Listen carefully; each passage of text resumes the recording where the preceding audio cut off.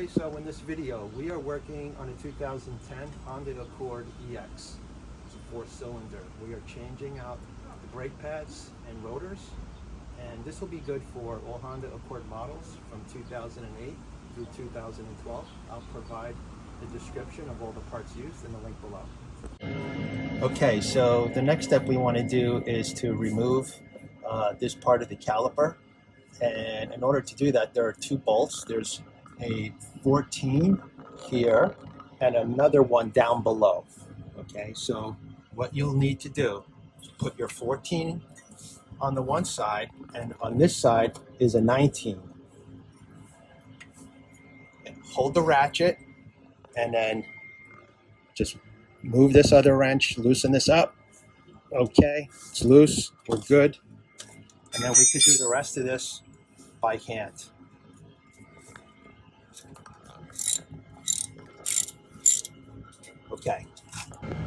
Okay, so we'll loosen the inner bolt with my 19. Okay, we're loose, and I'm using a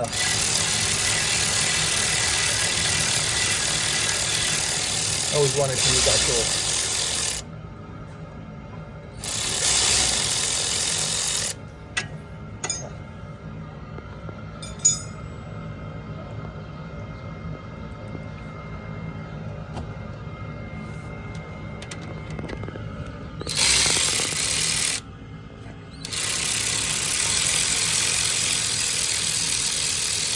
Okay, so we should be able to just kind of jiggle this back and forth.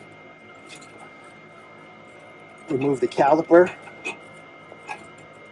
And you don't want this to hang. Okay, so make sure you rest it somewhere. Here on this frame. That's perfect. That'll work fine, just like that. And the next thing we want to do is these pads will come right out.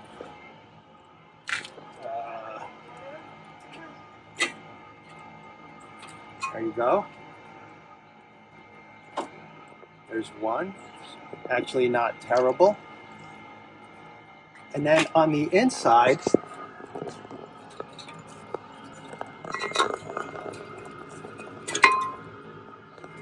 you'll notice this tab on the bottom.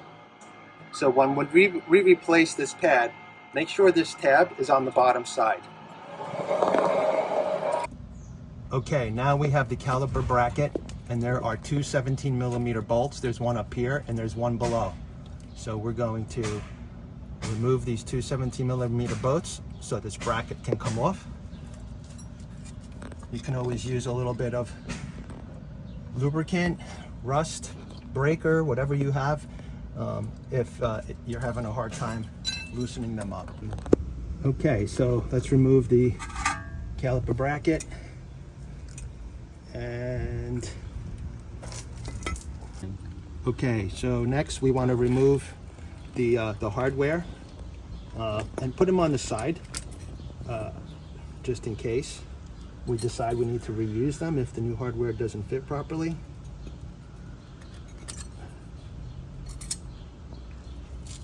And we'll use our wire brush just to clean the inside a little bit, just get some of this cleaned off.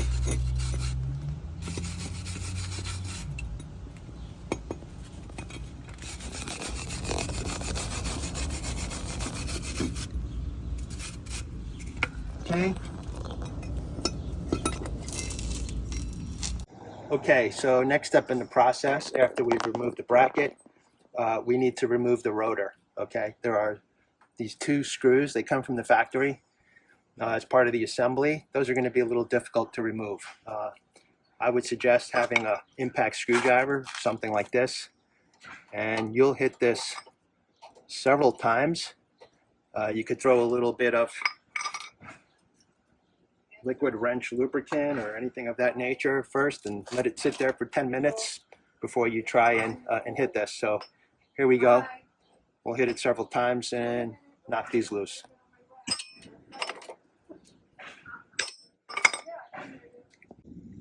Okay, so we loosened both of these with the impact screwdriver.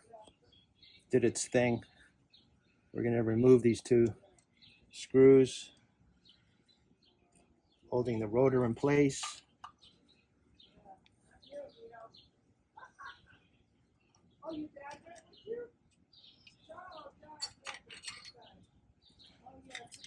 Okay. And then this should come right off. There we go.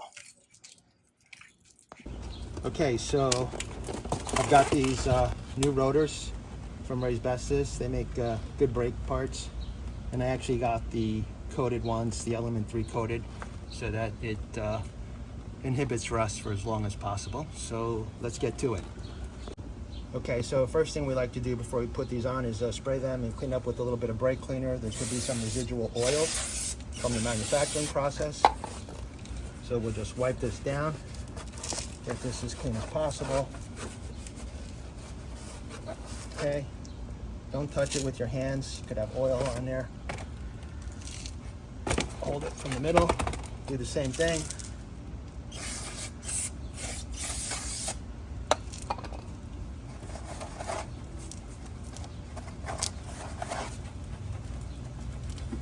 Okay, there we go.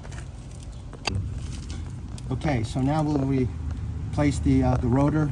Make sure the 2 screws you have here line up with the 2 screws here. I am going to use those screws, although it's not absolutely necessary.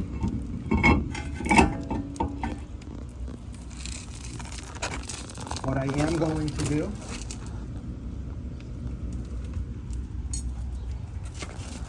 is use a little anti-seize on the screw.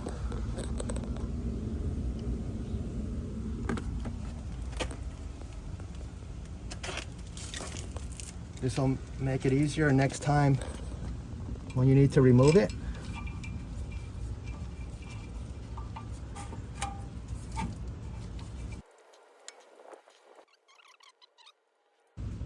Alrighty, all good. The bracket for our rotor, just get it to line up. Get our 17 millimeter, or 19 actually, bolt in there.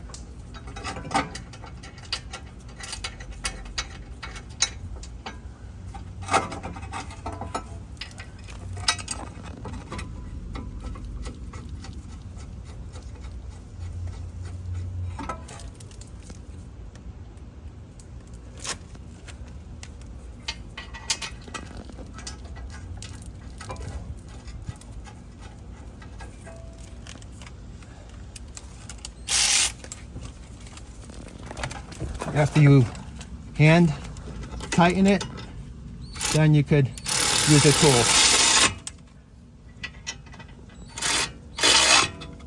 Okay, so next we got to put the new brake pad hardware in that your brake pads will slide on.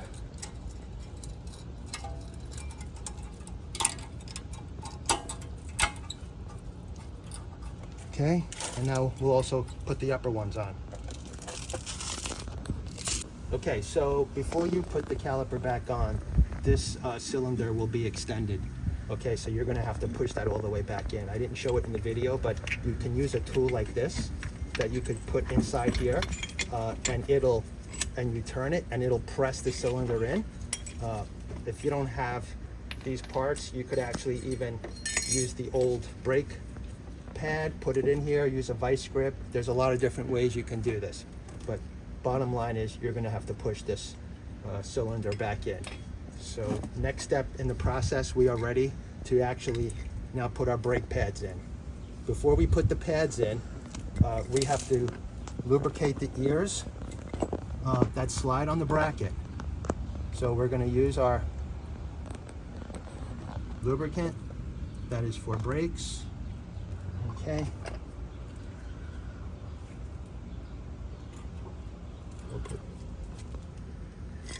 Use a little persuasion, shouldn't have to, but there you go. There's my persuasion bar. And do the other side, same process.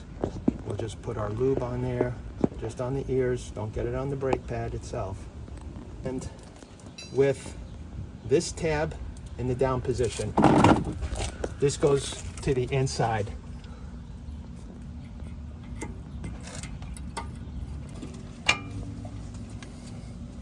just sometimes you just have to kind of jiggle and maneuver it.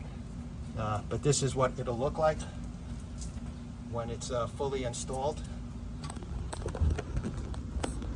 In this position here, there you go, with the tab to the downside.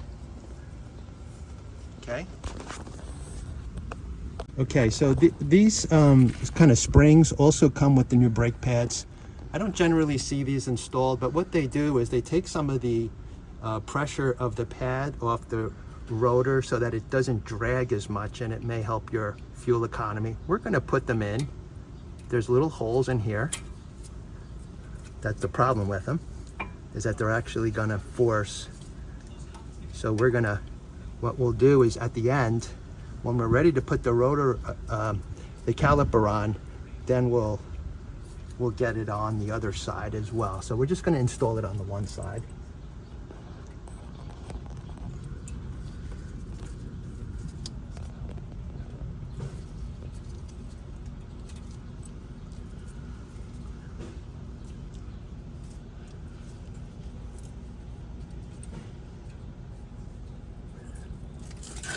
Okay. Okay, so when you use those springs that I was just showing you, if you're going to either have to use a clamp to hold the pads in place, otherwise it's going to want to pop the pads off, or if you have a second pair of hands holding these pads in place while you're putting the caliper back on, that's the alternative. That's why you usually don't see people put those on, because it just adds a little extra work. All right, so now we're going to put our 15mm bolts back in that hold the caliper in place. There's two of those. Start them by hand. The top one,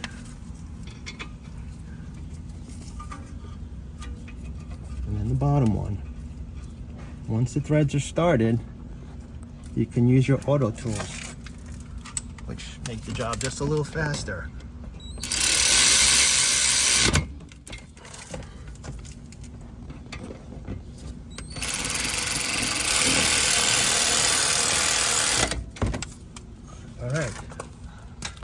Okay, so the 17mm bolts that hold the bracket for the caliper, we now want to torque that to spec. If you have a torque wrench, I'm using 75 foot-pounds. I see some people say 80, but that's close enough. If you don't have a torque wrench, just snug it as tight as you can.